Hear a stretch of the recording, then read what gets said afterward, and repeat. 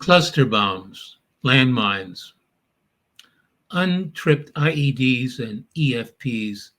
This vet's disarmed them all, but can't dispose of the lone live shell in a chamber of the Ruger 38, tucked into a sock in her backpack, prepped for her to check out. Out in all weather at 16th and Chestnut, cross-legged on cardboard, circled by her tools, sketchbook, markers, yellow number twos, sharpened to a lethal point. She can't stop being a sapper, mapping her minefield, diffusing, refusing the war. Disarm, a poem from a collection titled Beyond Repair. And this is a collection of tonight's guest, J.C. Todd. So, J.C.'s most recent book of poetry, which I just mentioned, Beyond Repair, uh, got a special selection for the Able Muse Book Award. And her other work, Damages of the Morning, was a 2019 Eric Hoffer Award finalist. JC was a winner of a Poetry Society of UK Award and the Rita Dove Prize in Poetry. JC has received fellowships from the Pew Center for the Arts and Heritage, Pennsylvania Council on the Arts, and residencies and programs, including the Bemis Center. Her poems and interviews have appeared in the American Poetry Review, Meso, Kamen, the Night Heron Barks, Paris Review, and the Virginia Quarterly Review. And of course, JC lives in Philadelphia. So welcome, JC. It's great to have you. I'm really eagerly looking forward to discussing this book, which I really think is a remarkable work of poetry. I really say, some books of poetry, you say it's a great book of poetry, but I think this is a necessary collection of poems that people have to read, really. It really, some books of poetry, you can say that there were lovely poems, but there are books of poems that really change your perspective on things. And for me, and I'll talk about that later, really had that kind of effect in changing my perspective on some things that is related to women in war.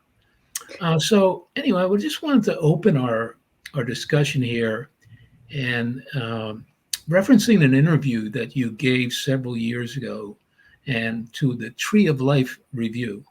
And you were asked the question about your inspiration for writing your poems. And you quoted a line from Lucille Clifton, and quote unquote, poems are about questions. So I would just like to pose to you, when we're looking at this latest work, Beyond Repair, what questions provoke you to create this collection of poems?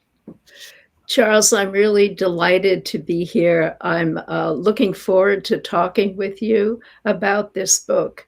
And the book really tracks my own transitions and evolution in my thoughts, my attitudes, and where my heart is with regard to war and to people who are in war, meaning living in war zones, either as civilians or combatants, residents or invaders.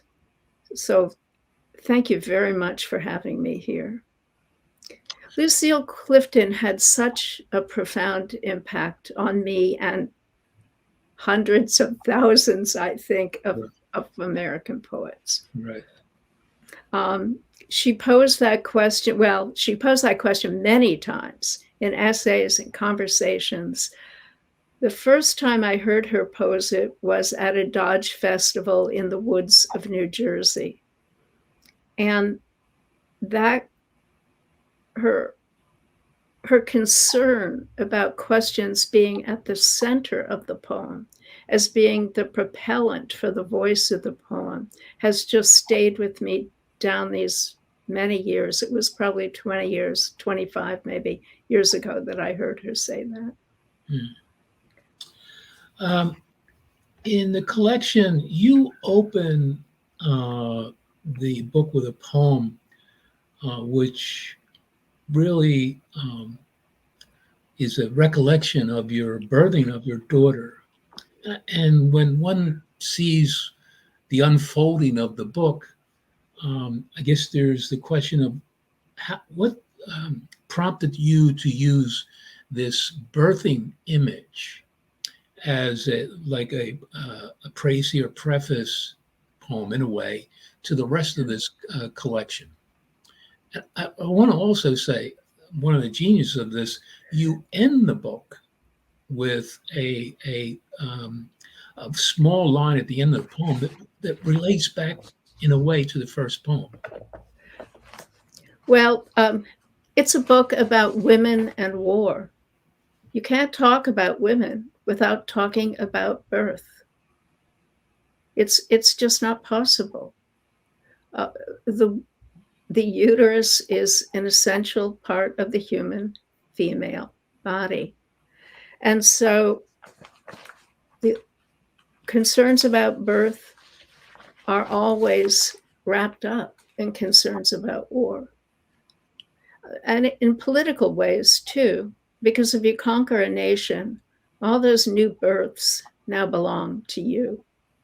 So that's another layer of it. This book, I don't think, really discusses that layer, but it's there. The other thing is, I didn't want to write a book that was all despair. It seemed unfair. People live through war.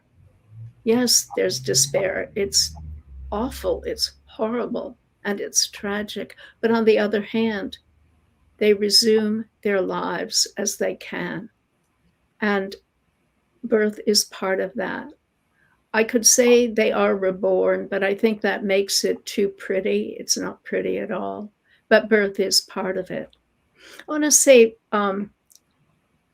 one of the questions that drove this book, and it relates to this, I'm a civilian. I have not lived in a war zone, or at least not a zone where war has been officially declared.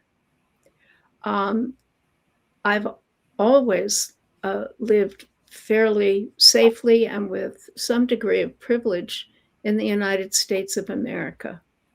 And so, what is my stake in this? You know, the poet just can't be an observer. It's too distant. It's cold. The poet has to have a stake in what they're writing for the poem to be authentic and for them not to misappropriate information that they're putting in the poem or data. So to close the distance between my witness, grounded in this relatively privileged life, and the chaos and upheaval of what I'm witnessing, I go to the birth of my daughter because now I have given birth and am protecting a person. And what are the wars she has been born into that we don't know about yet? Mm-hmm. You have divided the book up into different sections, and you have very artfully created just a small intro. Like for this last section, it reads, "You are born into war by the war you are born into." In other places in the books, your treatment, the detail that you're able to present. For example, that whole section that deals with the wounded warriors and those that the medical staff are trying to rescue from death are really described in really great detail. So I'm really wondering how you came to get this deep knowledge of some of the experiences and the observations of what is happening with these people who are wounded on the field of battle in the struggle to keep them alive. And so, could you discuss that? Well, I can come at that from 2 points of view. First, let me say that my husband is an emergency room physician, retired now. My daughter-in-law is a critical care pulmonologist, and she's practicing. My son was a corpsman, which is a medic in the Navy, and then became an EMT. And I can think of many times when I was carving the Thanksgiving turkey, and they were talking about these horrific scenes that they had witnessed in great medical and graphic detail. So medical conversation has been sort of part of the milieu that I am in. I don't do it well, but I'm not shy about it because I've lived with it for so long.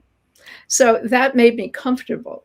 The other thing is that I did an enormous amount of research for this book. And if a person wants to reads the book, they'll see in the acknowledgments pages of resources that I used because I wanted to be as authentic and accurate as I could.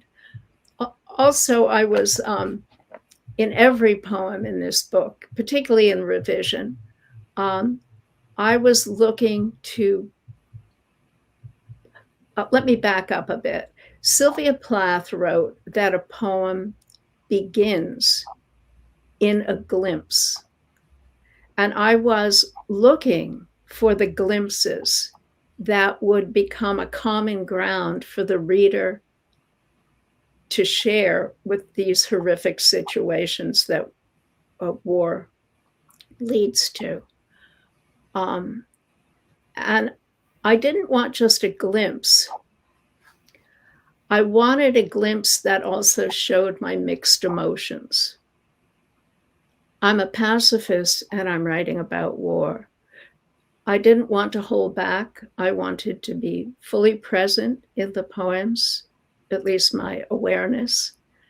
And at the same time, I wanted the clarity of the image to allow the reader to take in the horror of war. Well, I really think in that respect, you have really succeeded.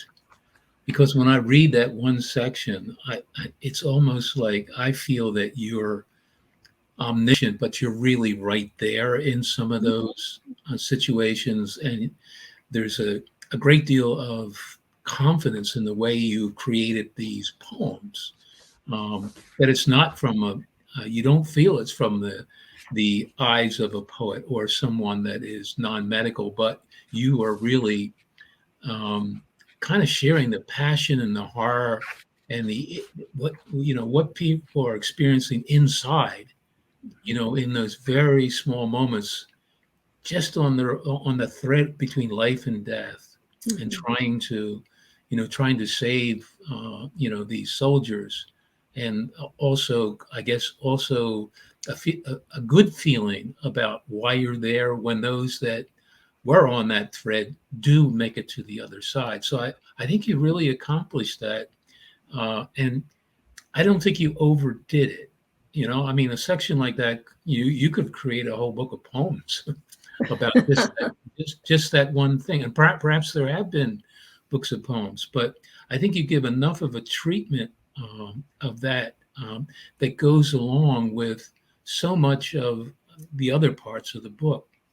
And which really brings me to the one section that really, when I say I think is important to read and how it changed my perspective, is your poems on PTSD.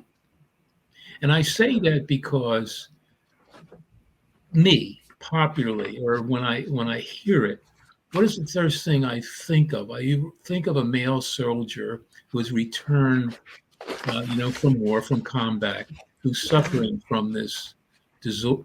They call it a disorder. we don't think of those women who have been in combat or proximate to combat, or in, as you know, corps men, corps women, or medical people who are all in the atmosphere of these horrible wars. And so it really opened my eyes to say, yes, we forget that there are women that are suffering from, this same thing. But from reading your poems, it's like, so much with women. It's almost like, well, I got to suck it up and go on because I have Yeah. kids to take care of. Like that one poem when you're talking about, you open it with the experience of war being lived out, but she's on her way to daycare. Yeah. She's on her way to taking the child to daycare. I found really, a very profound poem in getting that point across. I have a couple of things to say about PTSD, but since you brought that poem up, maybe I'll read it because it kind of shows how I want these poems to go out into the world. So the poem is called Sweep, and sweep is when a military person is driving, is the driver in a military vehicle. They are always sweeping the roadside because the roadside is dangerous. And in fact, that motion of the eye flick, flick, flick, flick is patterned then into the behavior of the person. And many people who come back continue to do that. Not the way you look to the passenger side, you look to the driver's side at a corner or going down the road or as someone passing you, but this almost metronomic sweep, sweep, sweep. So anyway, I'll read this poem. Great. Sweep. All dust and thunder, she says. The approach a ground cloud dervishing above its length for the dash through a village. MRAPs and Humvees, gunners at the ready. Kids peppering the roadside, flattened against walls of courtyards and homes. Commotion draws them, the din of a convoy, drivers keyed up, stopping for nothing. Even when the suck of speed and weight sweeps a stick-thin boy across the windshield or under the wheels. She is still scanning the roadside for trouble in her used SUV, driving to the daycare, the strip mall, the chemical air of the dry cleaners. After the first, she says, every time you go out, you know. Wow, that is really, that poem really resonated with me. It really stuck in with me, and I remember it so well. Thank you. And there is all this about war, the PTSD, but there's also these little vignettes that you present in your own lived experience in your family of your uncles and that had gone off to war and had returned. And it's like what I got out of it. This is the innocence, the only you see a little bit of it, and as a child. That's right. I have to say, my father was a First World War veteran, decorated with a Silver Star and a Purple Heart. But he would never talk to me about the war as much as I would question it. And I never found anything out until a cousin of mine wrote a history of his tour of duty in France at that time.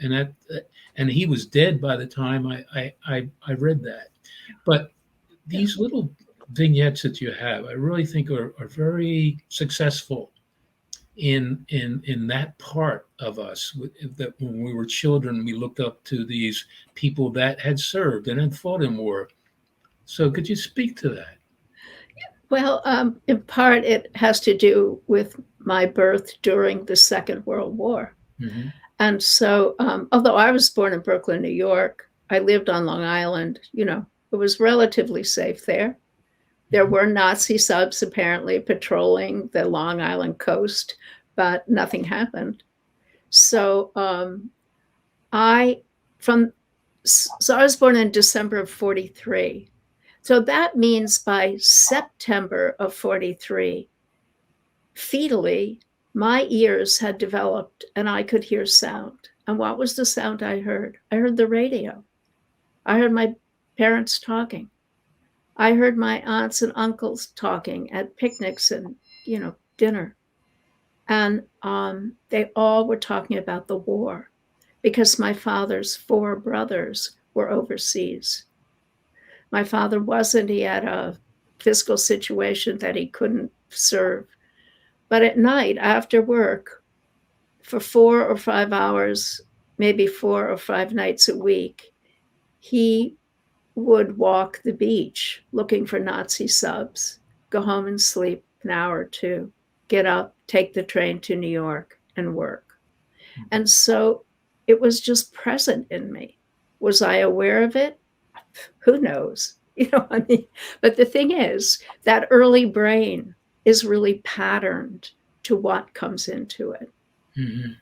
And in my case, my brain did not shed those early things. Uh-huh. As we get older, our brain sheds what it doesn't need. But apparently my brain always needed this awareness of war and its outcomes. I was going to say, and its destructions, but it's not just destruction, it's all the outcomes. Mm-hmm. But then there's something else. In 2002, between 2002 and 2012, one of my sons, one of my daughter-in-laws, and one of my grandsons was in the Middle East, either in Iraq or Afghanistan, all of them in dangerous situations. And so then, like you with your father, I had questions. What was their daily life like? What were they doing? What was being done to them, or what were their circumstances? Mm-hmm. And I got, of course, no answers. Mm-hmm. I can say partly I got no answers because they were busy. They weren't chatting about it to me. But the other thing is they weren't going to talk about it. Right. And so it was something urgent in my sense of motherhood that made me begin to read military blogs so I could read about other people's daily lives.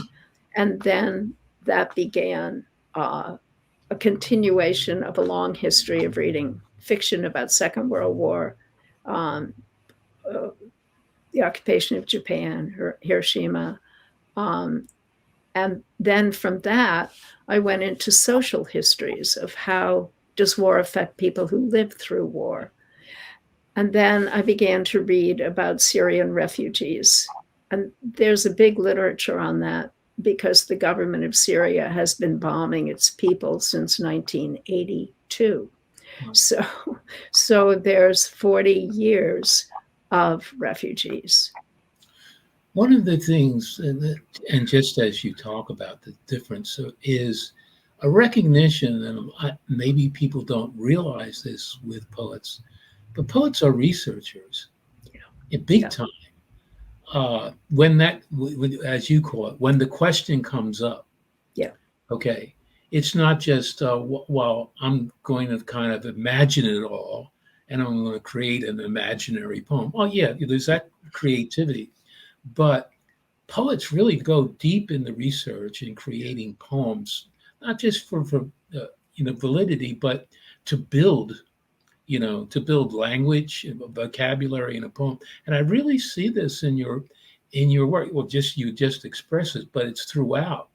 The terms and the languages that you reference. So. That's a great inspiration, I think, to other artists is understand this is pretty hard work when you set out to do something like this. It's It's just not, oh, well, I jot down a few things every day. I mean, it is the process of research also. It is that probing. It's something that I mentioned in a couple of my last interviews about that much of poetry proceeds from ignorance, something that you don't know anything about, and you have a hunger to know about. And so you see that, not that you're ignorant, but you see that you have a necessity to have authenticity in your work, but it doesn't betray the beauty of the language. Well, no, it doesn't, because the beauty of the language and the music of the language is where the poet is expressing what they hold in their flesh, right? Not in their mind, in their flesh. That is where heart, maybe we call it heart, comes from, or passion comes from. And also it is what allows all this data that goes into poems to be authentic, not to be a misappropriation of information, but to really, if the poet pays attention to how they position the poem, to really be an honest evocation of a situation that is very close to what we might call truth.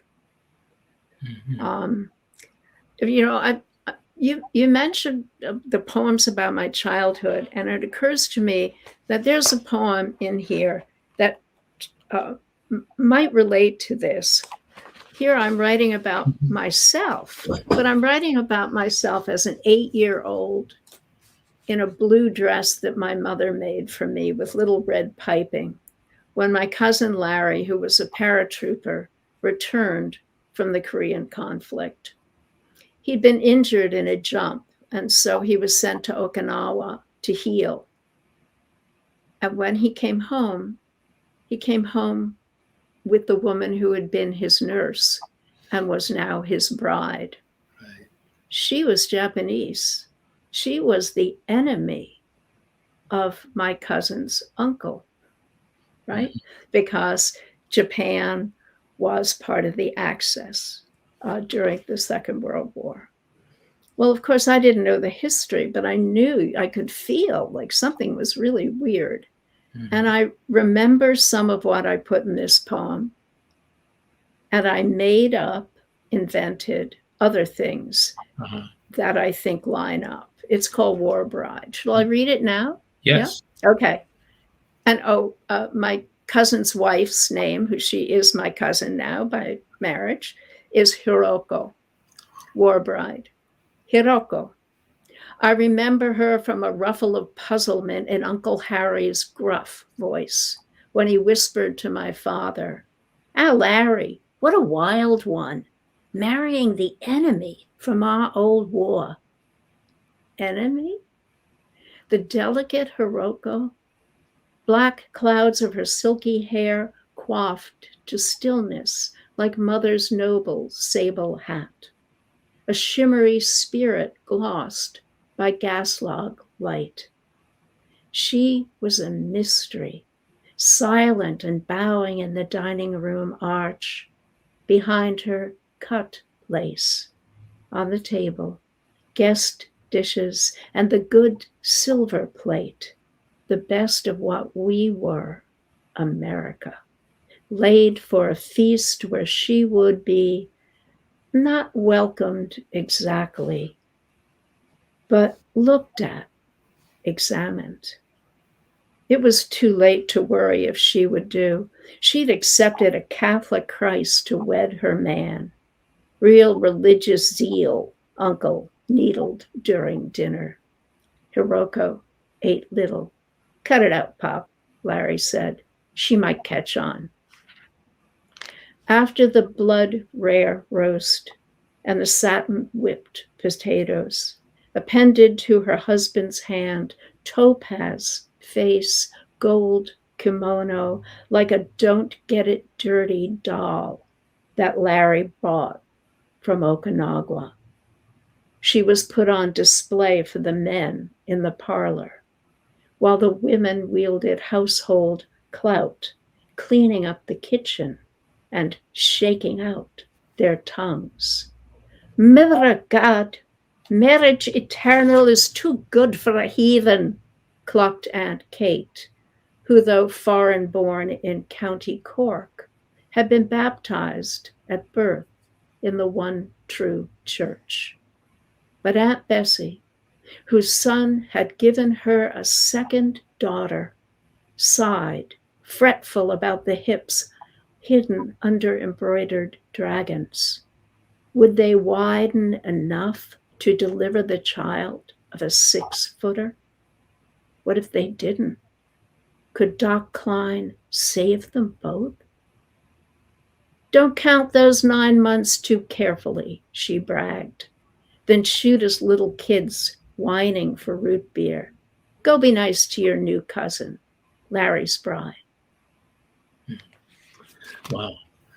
So, I mean, we're really at that point in our broadcast where I would just like you to continue to read your poems for our audience. It's nice to always talk about, some of the things that go on, but people ultimately want to hear you read your poem. So the stage is yours.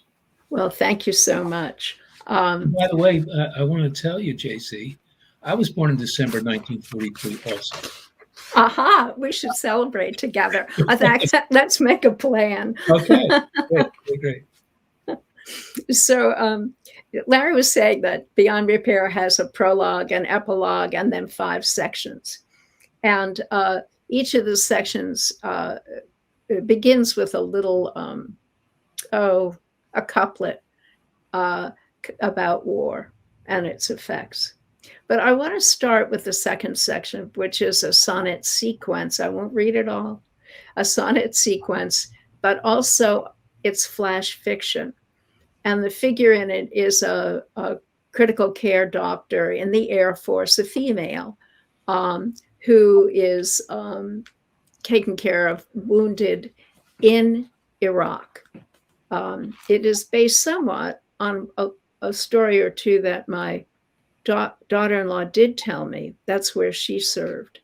But they are not her stories. I can't take her stories. They're yours. So they're pretty much based on research. So here she is. You're kind of in her mind. And she's referred to as she. So she's on a plane flying to Germany, transporting a severely injured airman to a trauma 1 level American hospital in Germany. This one's the airman who's got to come through the flight alive, cocooned in twilight sleep, a patient pumped with meds designed to keep the range of organ function within a value defined as viable for transport. True, she has been trained to follow orders that overleap good medicine, good sense, but not to sweep aside her oath to heal. On ground, she knew that prepping him was packaging a lie. 1 less war zone body count, a fake out. She'll land him live, although the indices have turned against survival. She'll verify his status. Joke. This mercy flight's a takeout delivery. He's cold to the elbows and knees. So that often is the case, that one is practicing medicine and practicing very good medicine under difficult, at best, difficult situations. And sometimes the policies behind the decisions of commanders demand that a medical person do things that they feel violates the Hippocratic Oath. It's a horrible situation to be in. So here she is again on her last flight out from Balad Air Force Base to return to the U.S., but the plane is sitting on the runway. It's not taking off. This damage check delay beyond her control. Her crew held on board. That too. And the stack of crates whose joints are stained a tarry black. The downshift of scent to stench as the hold heats up. Ground time stretched past noon. The porthole pelted by sand and wind. A maniac beat like death metal drumming. Perfect Iraq send-off for her exit. How will her soul convalesce from this tour of racket and ruin? She is alive, but festering, rot in her cells, like these boxed remains, ID packet taped to each lumpy shroud. She's zeroed out, too close to nothing to even feel alone, flat as a JPEG, grade to monotone.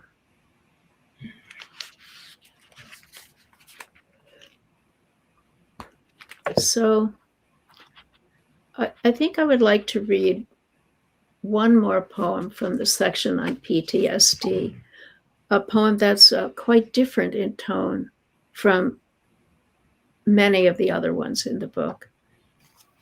It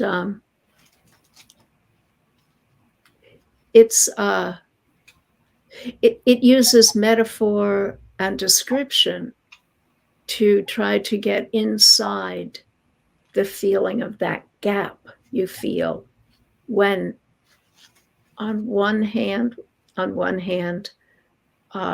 you're in chaos from a flashback, and on the other hand, you're in a quote unquote normal situation, but you're between them and you have no ground to stand on.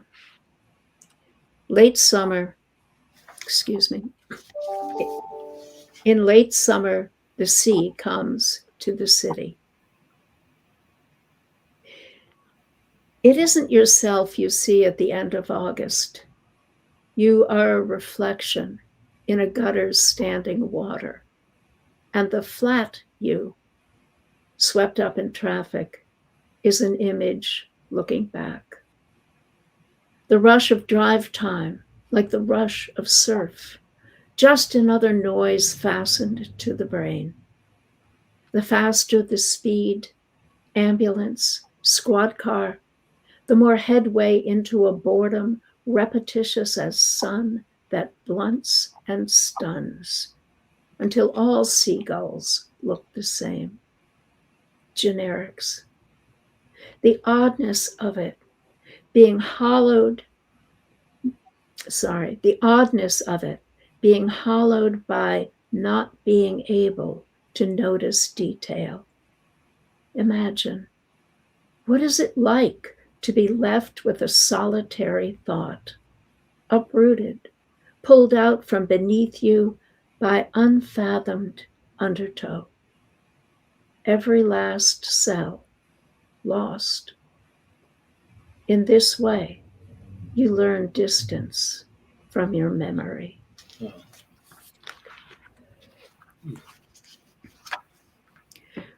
So that's a little bit about me as a child, about the experience of Americans serving in the war and coming home. But the first section addresses the people who are living in the war zone. It's their country, and they're being shelled.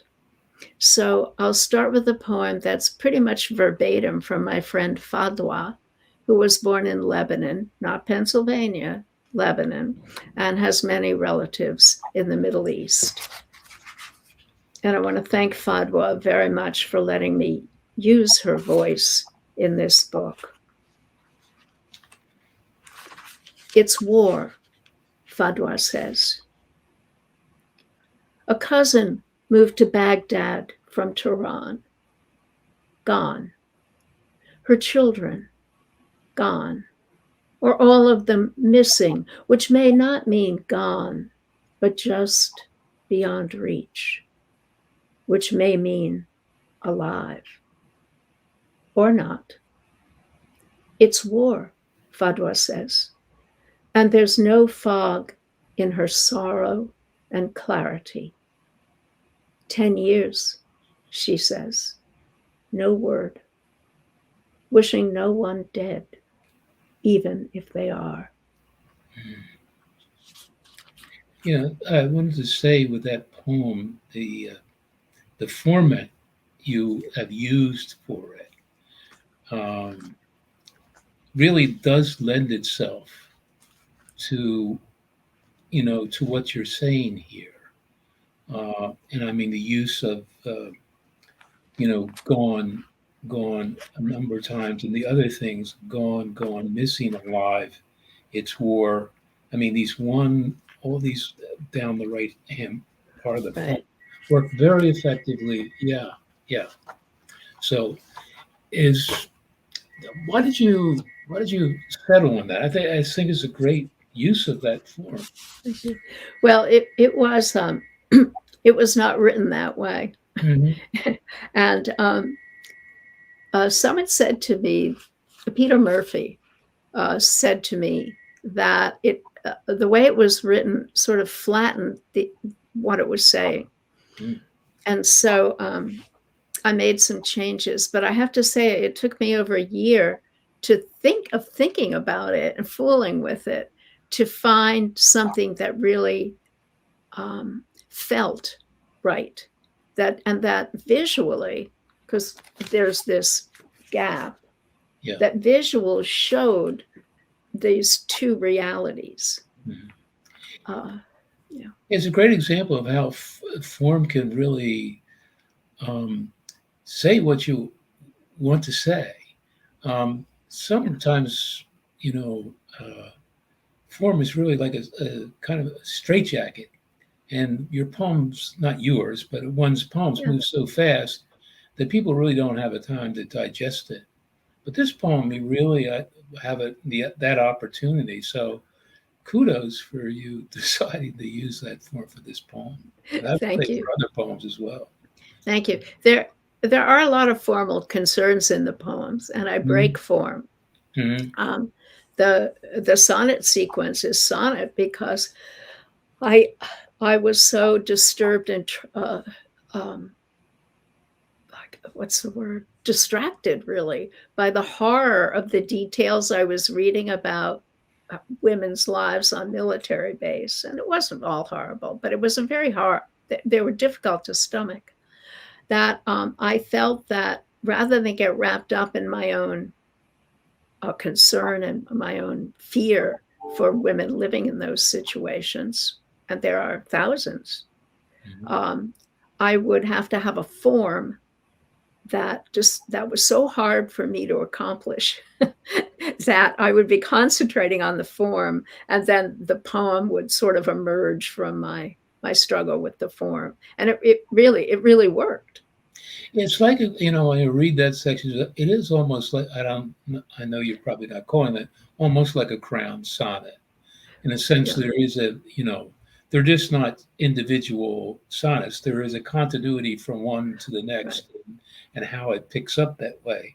And right. I know you want to say, well, that was not maybe intentional, but from my side, it really does remind me of a crown sonnet. Uh-huh. I think it was intentional. The last Mhm. line is picked up in a Exactly. fragmented way by Uh-huh. the first line of the next one, but Mhm. it's not a royal crown, because a royal crown would have 15 sonnets. Mhm. Mine only has 10. And the last sonnet would be made up of the first lines of all the other sonnets. Mhm. But I didn't do that. Okay. It's all right. Well, yeah, right. So maybe what I do now is move to a poem about a poem that takes place in Damascus. Let's see what time we're at. Oh, okay. I think I can read this.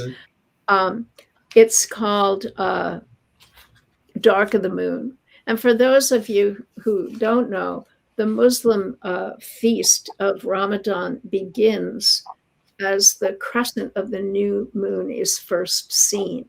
And so Ramadan begins at a different moment in each location, depending upon the rising of the moon. So this would be the night before Ramadan. And there are stringers in this. Those are freelance journalists who are looking for stories, coming in on spec, trying to find a story. Rumi is in it, a poet who lived in Damascus for a short time in the 12th century. And let's see, there's something. Oh, and there are names of places in Syrian and names of food in Syrian. So when you hear an odd word, it's one of those. Dark of the Moon. In Rif Damashq, the suburbs of Damascus, in Yarba, in Doma, in Daraya, Arbin, where parents caution, try not to die today. Here, the jeeps and troops sweep districts, flood the courtyard walls with wind and windows with sniper shots. Take the rooftops that Rumi praised. Go up to the roof and sing. Sing loud. In the dark of the moon, the suburbs sleep, except the men who congregate behind closed doors, where the coffees and juices flow, sweetened with rumors and deals. When prayers split the dawn, their praises will rise over a scattering of corpses, not the heaps of 2012, the bled out limbs and torsos blocking boulevards and alleys, or the next years frozen in cars, in bazaars, not a speck of blood, gassed to perfect death. Who says Damascus has regained its normal?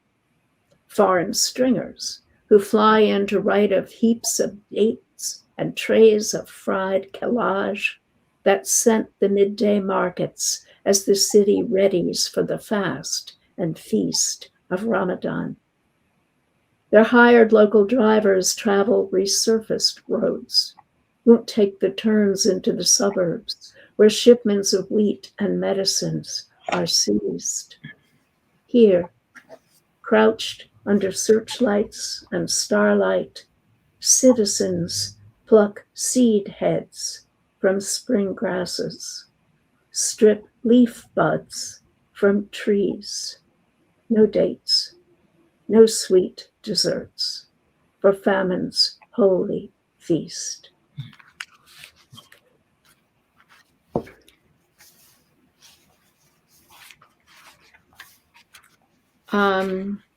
Well, maybe a place to move is into the war that I was born into. And that's the Second World War, though again, not in Europe. Nonetheless, that war has stayed with me, and I've read a great deal about it. And a number of years ago, I worked as a poet in the schools, which means I went into this school or that school and did a week of poetry with students, or 2 days or 1 day. At this time, New Jersey had in its curriculum study of the Holocaust. And this poem is based on an experience I had in a school in New Jersey working with 6th graders. It's headed up by a quote from the Peruvian poet Cesar Vallejo. And this is a translation. What escapes into you? Don't hide it. Reading with students about death camps. The evidence, their eyes filling with it. Mine too. Memories Charr curling the edges of pages, photographs, maps. The sear of witness, real as innards twisting open, the tropes of bread crusts, catalogued shoes, barrels of gold from teeth. Not our lives, but lives of the dead, escaped into us. Grave, we open to them. And I think really that's how we citizens back from war, I don't mean back, but I mean standing outside of war, who have never stood inside war. That's how we can bear true witness, not phony witness, but authentic witness to what we see. And it could be the wars in our own neighborhood, the wars in our own city, all the undeclared wars against the poor, people of color, women. It's a long list, children. So there is a way that we can witness authentically and write if we want what we witness. I guess, do I have time for one more? Absolutely. You have plenty of time. Okay. I wanted to ask you one question about one of the poems. It's titled Debriding was the title, but it's Debridement. Can you explain to our readers? Because I think when I really think of what I know about that process, it's a process of healing, but you're not completely healed. You can probably explain it better than I can. But I really felt that this book was in many ways about that, that process. It's so interesting you say that, Charles, because a number of people,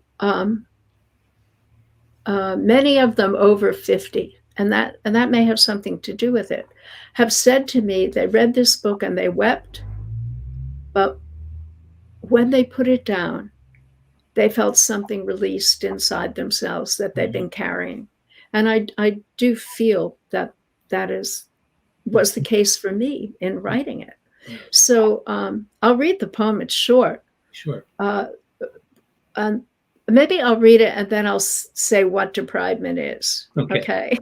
So it's called Debriding. And there's a Bacchante in it. So a Bacchante is a devotee, a woman who worships the god of wine, Bacchus, and is usually has moments of wild abandon. In Greek, often involving sex and also death. Debriding. A backyard Bacchante. The night howl in your ears, your memory a carnivore ravening the entrails of castaway reason. My friend, you've survived, but your will not release the scream. Your wound will not heal in the mind that daily eats it raw. Wow. And debridement, can you explain that a little in layman's language to our... A little. If you're severely burned, a chemical burn or a fire burn, in order for your skin to heal, it has to be raked open frequently. And that's incredibly painful. So I hear. I've not experienced this. And in a hospital, a nurse usually will debride a patient. And often the same nurse will debride the same patient. So they have a relationship, which seems extraordinary because the nurse is causing the patient incredible pain. But that is the only way the patient's skin will regenerate. Mm-hmm. Of course, there are other ways to regenerate skin, but sometimes it has to be debridement. Until about, I don't know, maybe 30 years ago, that was really the primary way. All right. Well, we're just about at time, but I wanted to close by, of course, thanking you. And thank you for this book of poems. It's really a lovely book of poems. And as I say, there's a necessity to these poems. Really, it's necessary that people read them.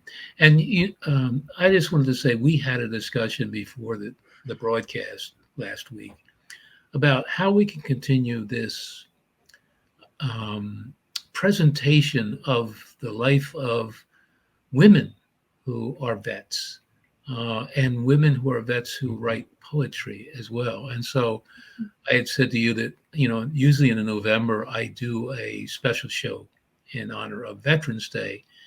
And so in November, I would hope that maybe we can put something together that honors the poetry of women vets and women vets. So I would really like to work on that with you.